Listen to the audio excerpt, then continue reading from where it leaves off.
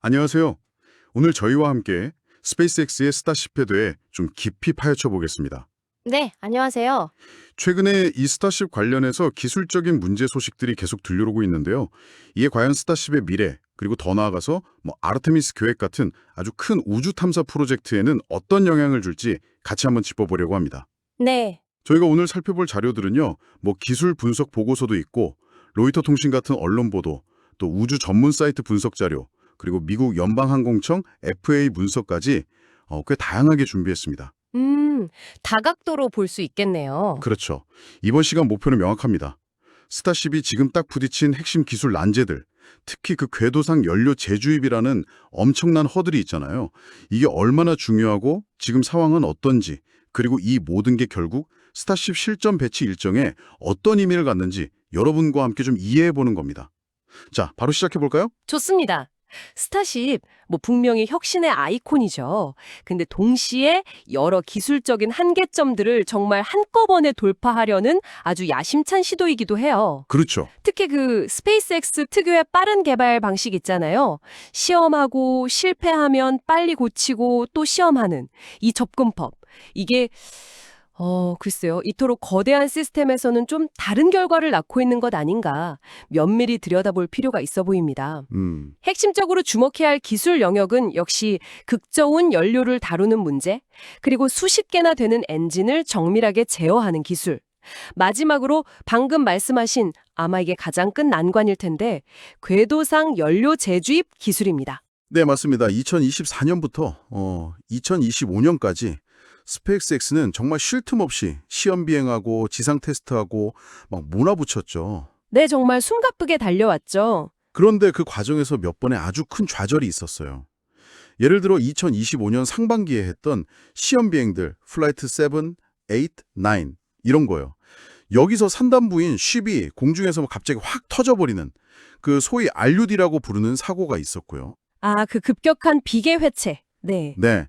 또 6월에는 지상에서 연소 시험 준비하던 1036이 폭발하면서 큰 화재까지 났었고요. 여기서 정말 흥미로운, 아니 좀 우려스러운 지점은요. 이런 사고들에서 비슷한 문제 패턴이 계속 보인다는 거예요. 패턴이요? 네. 탱크나 압력 용기에서 뭐가 새거나 터지고, 주탱크 압력이 갑자기 뚝 떨어지고, 비록 중에 자세 제어를 못하고, 이런 문제들이 계속 반복되거든요. 이 반복되는 패턴, 좀 더 깊이 들어가 볼까요? 그렇습니다. 이게 그냥 개별 사고로만 보기에는 너무 비슷한 실패들이 자꾸 반복된다는 점, 이게 중요합니다. 그렇죠. 이건 단순히 부품 하나가 불량이다 이런 차원을 넘어서 시스템 설계나 아니면 통합 과정 자체에 뭔가 근본적인 문제가 있을 수 있다는 신호일 수 있거든요. 아, 시스템 레벨의 문제일 수도 있다. 네, 빠른 반복 개발 방식이 물론 문제를 빨리 찾아내는 장점은 있지만 과연 그 문제의 뿌리까지 완전히 뽑아내고 다음 단계로 넘어가는지는 좀 신중하게 봐야 합니다. 여러 다른 시험에서 비슷한 실패가 계속된다는 건 어쩌면 아직 우리가 놓치고 있는 시스템 차원의 어떤 취약점이 숨어 있을 수 있다는 뜻이니까요. 그러니까 복합재 압력 용기 문제입니다. 네, COPV? 이게 가벼우면서도 높은 압력을 견뎌야 하니까 우지선에 많이 쓰이잖아요.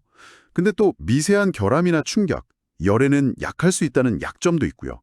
특히 아까 말씀드린 그 1036 지상 폭발 사고 관련해서 spaceexplorer.com 같은 매체에서 COPV 파손 가능성을 딱 짚어서 얘기했는데 이 부분을 좀 더 주목해야 할 것 같아요. 네, 그 COPV 문제가 이게 단순히 부품 하나가 깨졌다, 이런 문제로 끝나지가 않거든요.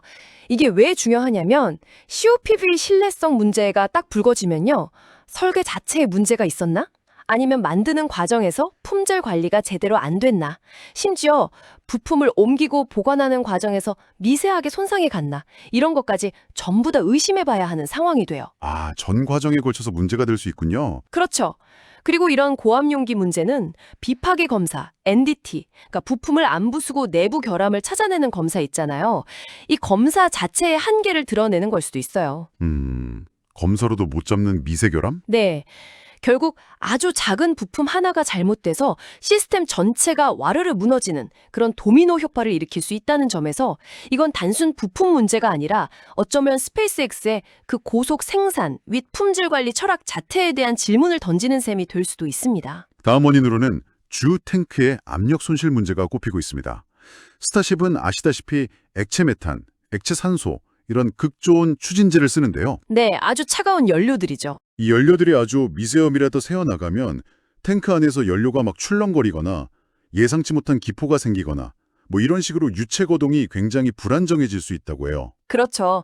미세 종력 상태에서는 더 심할 수 있고요. 그리고 이건 곧바로 추진 시스템이나 자세 제어 시스템의 문제를 일으킬 수 있고요. 로이터 통신 같은 곳의 분석을 보면 탱크 연결 부위 자체의 결함일 수도 있고 밸브를 여닫는 순서에 아주 미세한 오류가 있었을 수도 있고 아니면 센서가 뭔가 잘못 읽었을 수도 있고 이런 문제들이 복합적으로 작용했을 가능성을 제기하고 있습니다. 극정원 연료 관리는 단순히 안색에 잘 막는다는 차원을 훨씬 넘어서요. 핵심은 뭐냐면 비행 중에 막 급격하게 가속하거나 방향을 틀거나 엔진을 껐다 켜거나 하는 이런 역동적인 상황 속에서요. 이 영하 수백 도짜리 액체 연료가 안정적인 상태를 계속 유지하도록 예측하고 제어하는 거예요. 아, 예측과 제어? 네, 예상 못한 순간에 액체가 확 끓어서 기체로 변해버리거나 기포 발생, 반대로 너무 차가워져서 문제가 생기거나 하는 걸 막아야 하거든요. 작은 센서 오류 하나 아니면 밸브 타이밍 살짝 어긋난 거 하나가 연쇄 반영을 일으켜서 전체 시스템을 순식간에 불안정하게 만들 수 있다는 점에서 이건 정말 어려운 기술입니다. 뭐랄까 약간 살아있는 생물 다루는 것 같다고 할까요? 와, 그렇군요. 다음으로 랩터 엔진 통합 문제도 빼놓을 수가 없죠.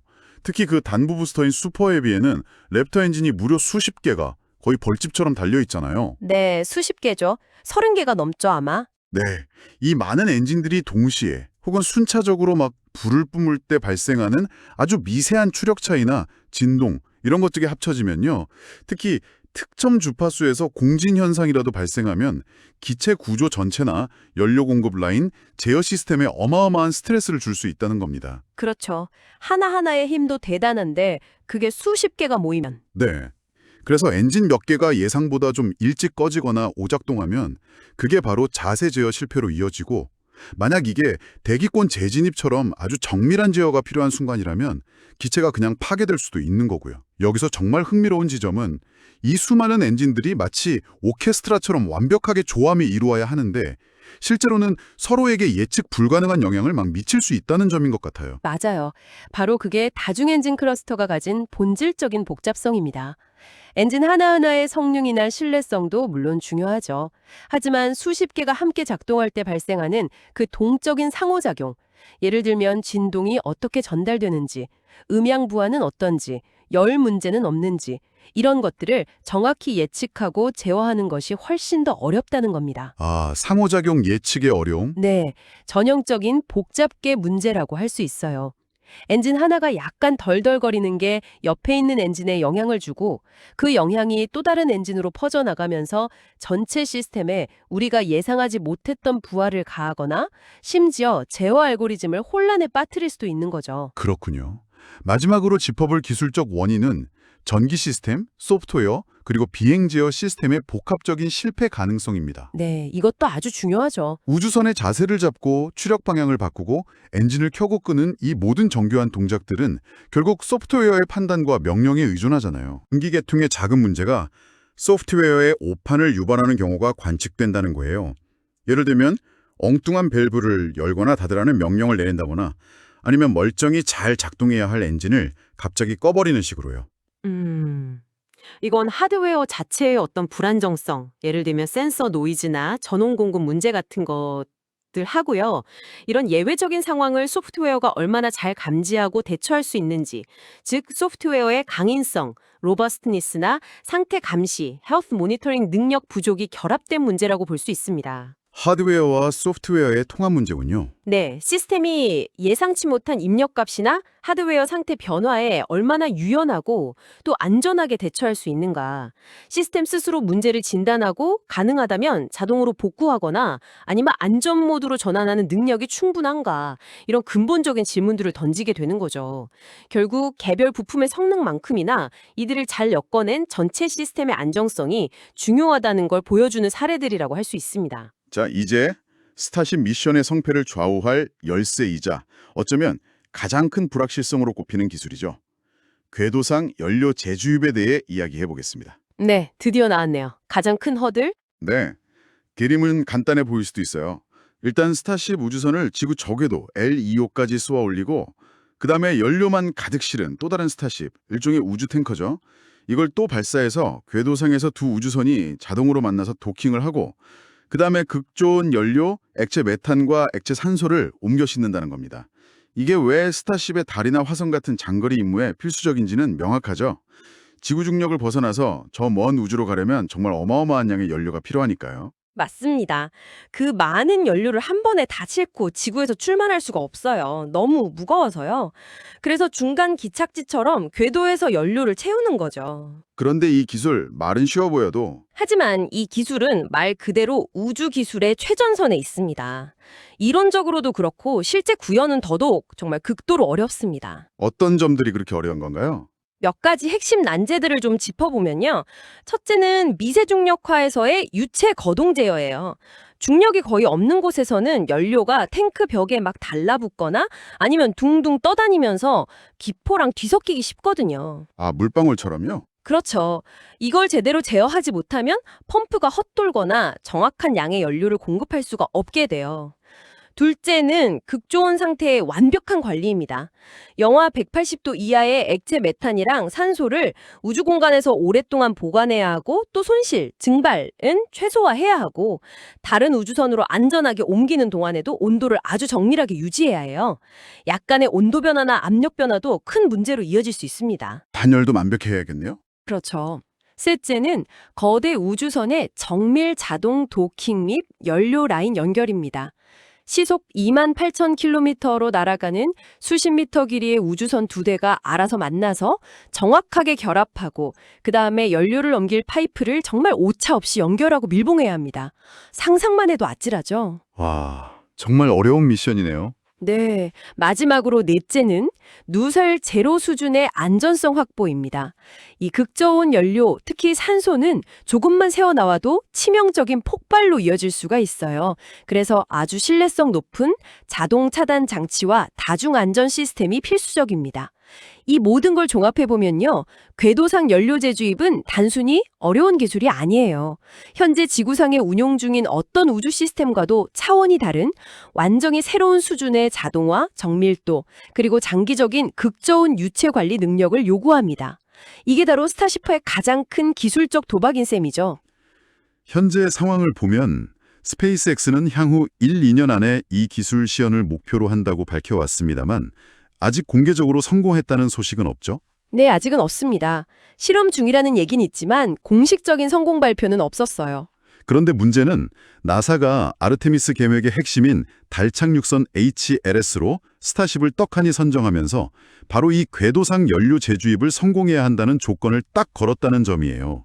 로이터 통신 같은 여러 매체에서도 이 점을 계속 지적하고 있고요. 네, 맞아요. 바로 그 지점 때문에 이 연료 재주입 기술의 성공 여부가 스타쉽 자체의 미래뿐만 아니라 나사의 아르테미스 계획 전체 일정까지 좌우하는 정말 최대 변수가 된 겁니다. 아, 정말 중요하군요. 네. 그래서 최근에 스페이스X가 나사에 단순화된 버전의 달 착륙 계획을 제출했다는 보도가 나왔잖아요. 아마도 제 생각에는 초기 임무에서는 완전한 연료 재주입 없이 가능한 범위 내에서 먼저 임무를 수행하는 방안을 모색하는 것일 수 있습니다. 이건 역설적으로 이 기술의 완전한 구현이 생각보다 더 어렵거나 시간이 많이 걸릴 수 있다는 점을 시사하는 것일 수도 있고요. 여기서 이제 스페이스X의 그 빠른 시험 및 개발 철학, 그러니까 일단 부딪혀보고 빠지 배운다는 이 접근법에 대한 근본적인 질문이 좀 제기되는 것 같습니다. 특히 스타쉽처럼 이렇게 거대하고 궁극적으로는 사람을 태워야 하는 시스템에서는요. 개별 부품 테스트를 넘어서서 모든 시스템이 통합된 상태에서 실제 비행 전에 얼마나 철저히 검증되느냐, 즉 시스템 통합 검증이 정말 극도로 중요해지는 거잖아요. 그렇죠. 사람 목숨이 걸리면 얘기가 달라지죠. 네, 그런데 반복되는 사고의 배경에는 부품을 파괴하지 않고 내부 결함이나 재료의 피로도를 확인하는 중요한 품질 관리 과정인 비파괴 검사, NDT를 포함해서 이 품질 관리 시스템 전반에 문제가 있을 수 있다는 지적도 나오고 있고요. 아까 전문가님 말씀도 일리가 있지만 그래도 스페이스X는 이런 실패를 통한 학습 방식으로 여기까지 왔는데 정말 이 방식이 스타쉽 규모에서는 한계에 부딪혔다고 단정할 수 있을까요? 다른 대안 같은 게 있을까요? 아주 중요한 질문입니다. 스페이스X의 접근 방식이 그동안 혁신을 이끌어온 것은 분명한 사실이죠.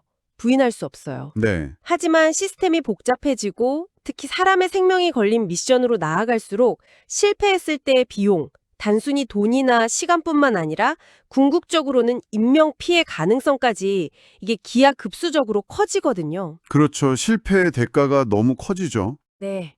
따라서 빨리 실패하고 빨리 배우는 것만큼이나 어쩌면 그보다 더 중요하게 비행 전에 지상에서 최대한 실제와 유사한 환경을 만들어서 철저하게 시험하고 시뮬레이션하는 과정, 즉 실패 가능성을 사전에 최대한 줄이는 노력이 반드시 병행되어야 합니다. 스타쉽 정도의 규모와 복잡성에서는 통합 시스템 검증에 더 많은 시간과 자원을 투자하는 것이 결국에는 더 빠른 길일 수 있다는 주장이 점점 설득력을 얻고 있는 이유입니다. 대안이라기보다는 기존 방식에다가 더 높은 수준의 검증 단계를 추가하고 강화하는 방향으로 약간 진화해야 한다는 것이죠. 그렇군요. 기술 외적인 문제도 좀 짚어봐야 할 것 같습니다. 규제 및 환경 문제도 무시할 수가 없는데요. FAA, 그러니까 미국 연방항공청이 스타쉽 발사기지인 스타게이스의 운영 확대에 대해서 조건부 허가를 내주긴 했습니다. 관련 FAA 문서들을 보면 그런 내용이 있죠. 네, 일단 허가는 났죠. 하지만 발사 때 나는 소음이라든지 환경 영향 같은 걸 우려하는 지역사회나 환경단체의 반발, 심지어 소송까지 계속되고 있는 상황입니다. 이게 또 다른 변수죠. 기술 개발이 잘 되어도 운영상의 문제가 발목을 잡을 수 있으니까요. 이건 기술 개발 성공과는 별개로 프로젝트 전체를 지연시킬 수 있는 아주 중요한 운영상의 리스크입니다. 그렇죠. 규제 승인이 계속 지연되거나 법적 분쟁이 길어지면 스페이스X가 원하는 만큼 자주 시험 발사를 하거나 실제 임무를 수행하기 어려워지거든요. 결국 상업 운용이나 나사 미션 수행까지 가는 길을 예상보다 더 더디게 만들 수 있는 거죠. 그리고 나사와의 관계, 특히 아르테미스 계획에 미치는 영향은 정말 심각할 수도 있습니다.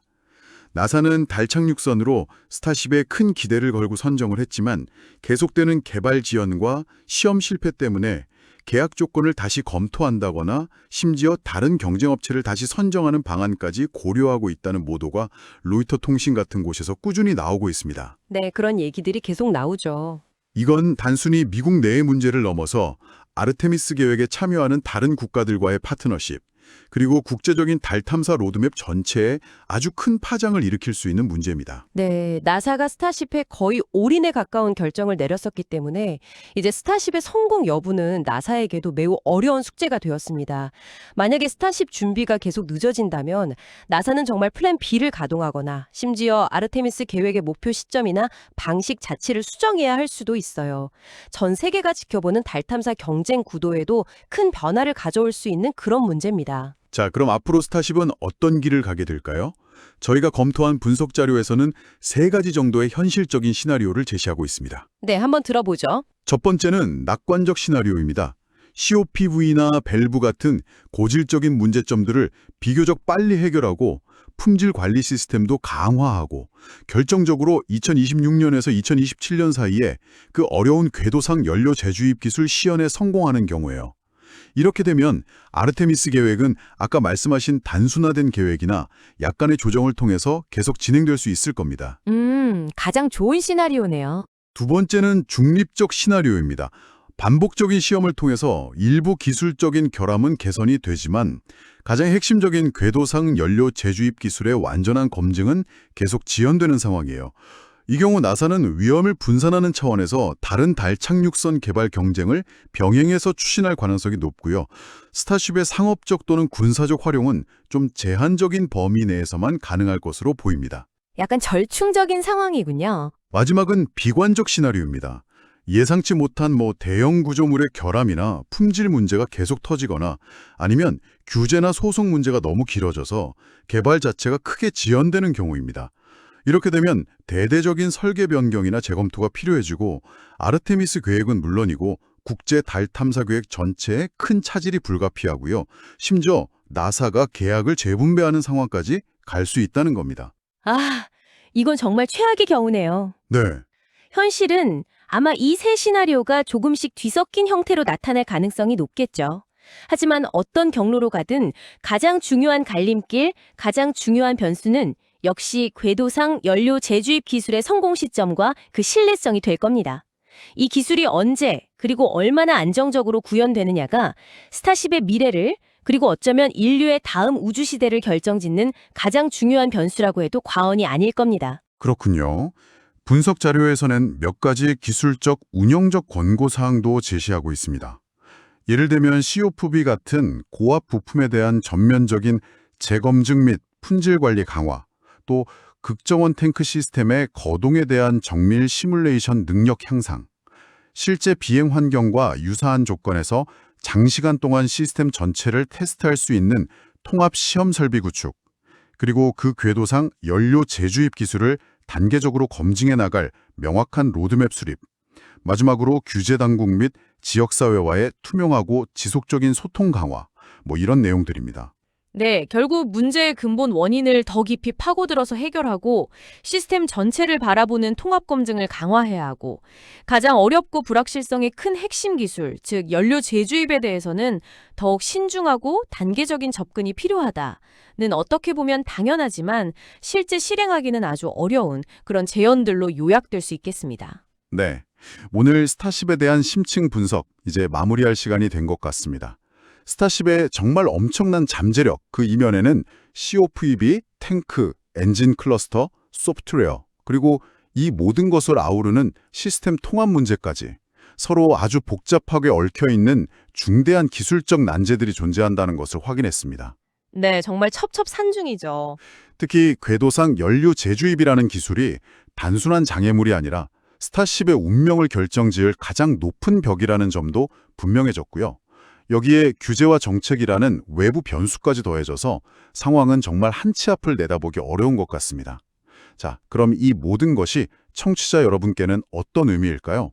이건 단순히 한 기업의 로켓 개발 이야기가 아니라고 생각합니다. 그렇죠. 훨씬 큰 이야기죠. 인류의 다음 우주 탐사 시대가 과연 언제, 어떻게 열릴지 그 속도와 방향을 결정짓는 문제이고요. 어쩌면 미래의 지구 내 도시 간 초고속 이동이라는 그런 꿈의 실현 가능성까지도 가늠해 볼 수 있는 아주 중요한 갈림길에 우리가 서 있다는 의미이기도 합니다. 마지막으로 여러분께 생각해 볼 질문 하나를 던지면서 마무리를 하고 싶습니다. 스페이스X의 이런 도전적이고 공격적인 개발 방식, 그리고 스타쉽이 러너야 할 이 혁신적인 기술들, 특히 궤도상 연료 재주입 같은 정말 미지의 영역을 정복하는 데 따르는 본질적인 어려움을 고려할 때요. 우주 탐사에 열광하는 우리 사회는 과연 이러한 야심찬 목표를 조금이라도 더 빨리 이루기 위해서 어느 정도 수준의 위험, 예를 들면 기술적 실패 위험, 일정 지연 위험, 그리고 궁극적으로 인간의 안전에 대한 위험까지 감수할 준비가 되어 있을까요? 어려운 질문이네요. 실리콘밸리의 그 유명한 구호, 빠르게 움직이고 부딪혀보라는 이 철학이 사소한 실수 하나가 정말 치명적인 결과로 이어질 수 있는 우주라는 극한 환경, 그리고 미래의 인간의 생명을 직접 실어 날라야 할 시스템과 만났을 때 우리는 과연 어떤 균형점을 찾아야 할까요? 한번 깊이 고민해 볼 문제인 것 같습니다.